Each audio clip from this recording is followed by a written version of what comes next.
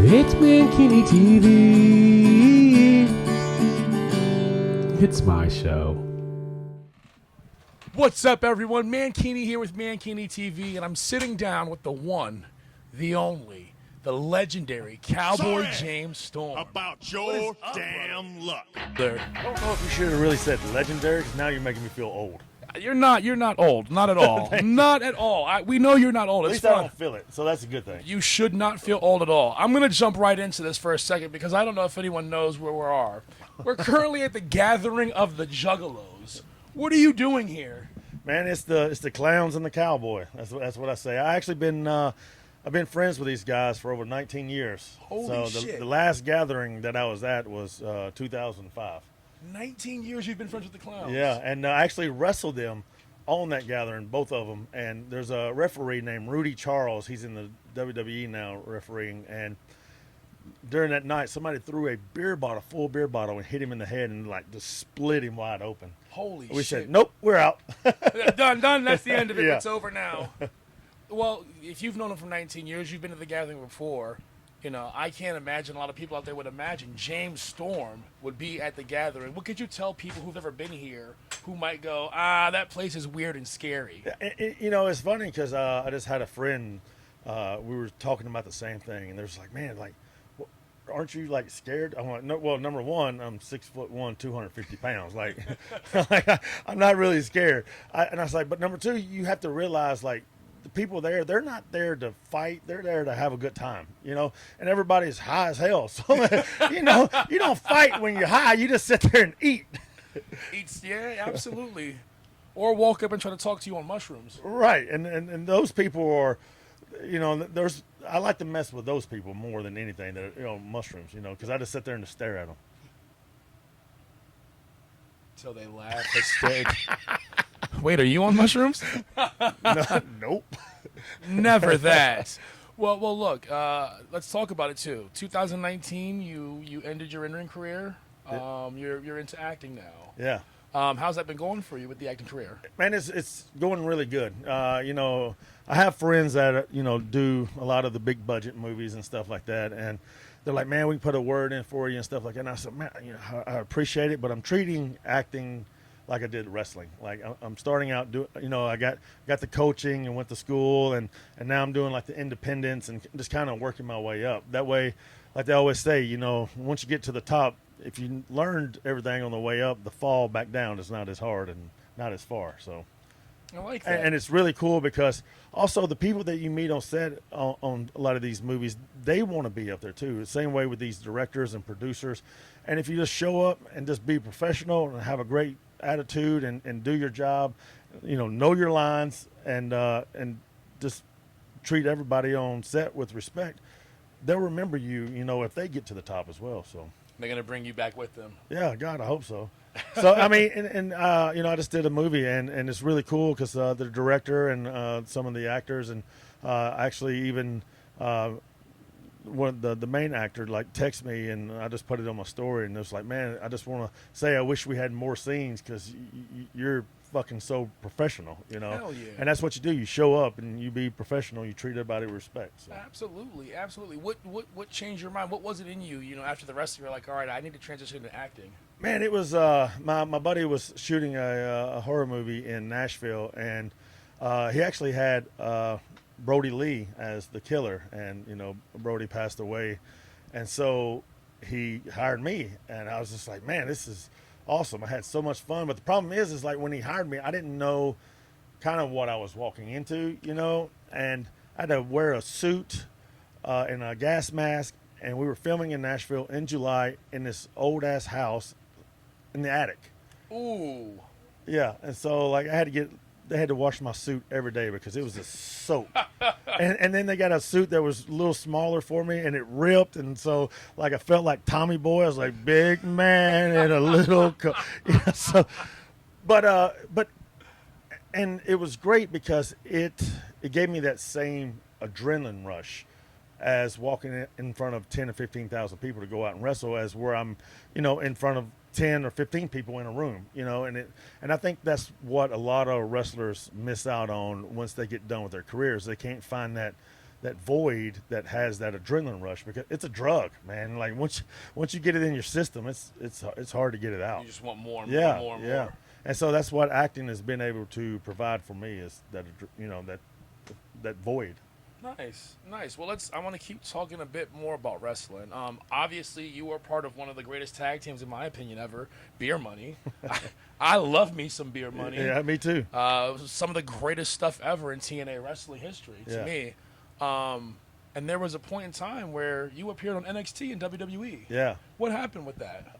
Man, it came down to family. Okay. Because, I have a 19-year-old daughter, and I just kind of felt like I missed a lot of her childhood chasing this crazy dream and stuff. And we had a son, and me and my wife wanted to have another one, but she had to do the shots, and, we had to have sex when the moonlight crosses the water, and, the birds touch the bees and all this stuff or whatever. And when me and the WWE was talking about our contract, it was only 75 dates. But when I went back and I was about to sign, it changed to 150 dates. And I was like, whoa, okay, wait a minute. Oh. And then I was just like, man, right now, I owe this to my wife, because she's been there for me. And it was really, everybody asked if I regret it, and I don't, because it was the best decision I ever made, because it gave me my 7-year-old son now, who, I love that little turd to death. And now I'm able to transition into acting, and I can still walk. That's an important one. And always, man, family first. I mean, Yeah. At the end of the day, man, that's really all you got. And it's really cool, like you said, being here at the gathering. That's what they always chant, is family. Absolutely. So you like your best friends, and like sooner or later something might slip up, and you might hurt their feelings or whatever. But no matter what, like your true family will be there. So You're absolutely right. Well, we're talking about the wrestling. You're obviously here at the gathering. You're participating in JCW this weekend? Yeah, it's if anybody hasn't seen a JCW show, I highly encourage you to watch it. So it's a lot of fun, and like I said, the fans definitely interact with you. So it's kind of like wrestling meets dodgeball. Because you're in the ring and you're like watching bottles and everything else just fly by your head and everything. Fish flies by you. I was wrestling Willie Mack at a JCW show about a month ago, and somebody threw a full beer can into the ring and knocked Willie out. And he just like woke up. He's like, "Hey, man," he goes, "I'm the good guy." This isn't how this works, guys. Right. So, but yeah, it's different, but it's a lot of fun. Oh man, I love it. If you had things your way, if they were different, you think you'd come to the gathering every year? I don't think my liver would be able to handle it. How much beer have you drinking this weekend? Enough, that's for sure. And because everybody's like, "Hey man, here, beer money," like, drink this, and I'm like, well, no, I'm not gonna drink that, because you just handed it to me open and it's half empty. So yeah, that's a negatory on that, Ghost Rider. Just a half-drinking bottle of whiskey, no lid on it. You're like, I don't even know what's in here. Right, yeah, and that's what happened last night. The guy gave me, I was supposed to be playing the bad guy, and the guy threw me a big jug of whiskey. He's like, "Here, man, drink that." And I just took it like I was going to drink it, and they're like, "Chug, chug, chug," and I just poured it out. My dodgeball skills were not good last night. I got pelted everywhere. Oh, man, that's beautiful. That's beautiful. Anything else you would tell, like, anybody that's never watched wrestling, never been to a gathering? I feel like the Insane Clown Posse wrestling, the gathering, that world, it mixes and meshes very well. Wrestling fans and juggalos are a lot more alike than people think, I feel like. Right. And I tell people all the time, I'm like, get out of your comfort zone. Your comfort zone will kill you. You got to get out, and you just got to experience different things, because you never know what you might like. Like, if you're just stuck in this bubble, like, there might be something over here that changes your whole world. So that's what I always tell people. That's an extremely good point. That, getting out of your comfort zone, I feel like comfort zones are the killer, Yeah, because you just are on idle, just going through life. And, Yeah. So. I'm with it. Well, currently, what movie are you working on, if you're working on a movie that you're allowed to talk about? Well, I just finished a movie called Dogwood. We was on set for 9 days filming that, and the people that it's in Beaver, Ohio. Beaver, Ohio. What? There's beaver in Ohio? Right. And there's this place called Dogwood Pass, and this this older gentleman. His name is Frog, and he built this really cool saloon for his man cave because his wife kept giving him a hard time. So he's like, I'm getting out of here. So he built this saloon in the woods, and then like over time, he's built this whole western town, and so they shoot a lot of movies there, and so that's what we did. And of course, we get on set, and they have horses there, and these. I don't know why actors think they have to lie on their resume because the shit's gonna come out sooner or later. And these guys like, I can ride a horse. And as soon as they got on the horse, I went, he does not even know how to get on a horse. And they think if they can just sit on the horse and just walk, that's riding, and it's not. And so me and one of the other cowboys that know how to ride. And I said, hey, man, as soon as they say action, let's just take off like a bat out of hell. And you can see us just take off. And I just leave everybody in the dust. Like, my horse he's even passing the cart because they told me, okay, on the next take, just slow down just a little bit. But you see the other guys who don't know how to ride, like they were holding on to the saddle horn. They're like, slow down, slow down. They didn't know how to stop it, and they were running through trees. I was, oh, my God. That's gonna be one of the craziest resumes to lie on. Like, I'm an actor, it's fine. Let me just tell them I can do this. They're not gonna ask me to do it. Well, and that's like this one guy. He told this director that he was a professional wrestler, and because they were looking for like a professional wrestler guy or whatever. He was like, oh yeah, I wrestle professional. I was like, I ain't never heard of that guy. And like and he said he wrestled for WWE. I was like, and so I even called Billy Gunn. I was like, hey man, you know this guy? He's like, man, that's one of the guys. He came in for like a training and left in one day. I went. But the problem is like people can put that on their whatever, and a lot of people, a lot of directors, they might not watch wrestling. They don't know. Yeah. Yeah. And he was a big guy, but they don't. Yeah. So and I always tell people like on set. So this Dogwood set I did, the girl was like, "Oh yeah, I can do stunts." Man, I'd rather got in the ring with Tyson in his prime. I mean, shit. So she beat the shit out of me. Like she kicked me in the face twice, and then we made this big pile of sand out, like on the dirt road or whatever, gravel, and it was like this big around, and I even dropped her in it, and so she just had to reach, grab it, throw it in my eyes. How the hell she missed this big pile of sand and just grabbed a handful of rocks and gravel? And just pelted me, and she goes, oh, that was a good take. You sounded really angry. I was like, you think? like I got pop knots all over my face here. I'm sorry for laughing so hard at that, but God damn. Man, and I was just like, okay, we're not doing that scene again. Y'all got that, right? Yeah, but yeah, I have to show you the footage. It was rough. They really should. If someone comes on set and goes, hey, I'm a professional wrestler, they go, okay, well, we need you to go one-on-one with James Storm real quick and show us you know what you're doing. Yeah. And then they had the stunt guy there, and he's like, I don't know why I'm here. He knows more. He knows more about stunts than me. We're gonna do a break right now because somebody has a pee right after these messages. Thank you. Sorry, I'm working. That's her. She's going to pee right now. Cue the Cheerios. Hold on, I'm gonna put the microphone and see if we can hear it. Water just seeps out of the door. Okay, now we have to leave. That's a hell of a stream. Is there an elephant in there? Yeah, Jesus Christ, what did you drink today? It better have just been water. Oh, There's, I doubt it. yeah, well, yeah. What I want to know is, why isn't there a place around here that sells beer? Is it because of liquor license or something? Yeah, so okay. So the whole thing's completely independent, obviously. I wish somebody would tell me that, because I walked this son of a bitch twice last night looking for beer, and then I finally found Hobo Joe over there, like selling stuff out of like this makeshift cooler. He's like, "You want a beer?" And I said, "Yeah." And I said, "Do you got change?" He goes, "Yeah." How many? I said, "How much is it?" He goes, $1. Oh, you go ahead. Oh. And he goes, well, how much do you want? I said, I just need one. He goes, well, how many do you need? I went, give me 10. Do you have do you have change?